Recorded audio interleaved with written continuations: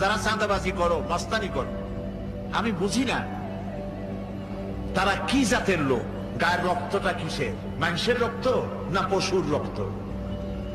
চাঁদাবাজি করতে যাও কি জন্যে?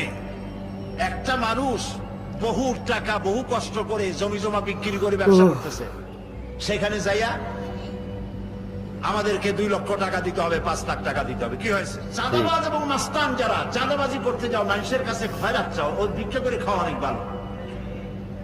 মসজিদের সামনে এখন থাল নিয়ে বসে থাকো, যে আল্লাহর রাস্তায় খয়রাত দাও।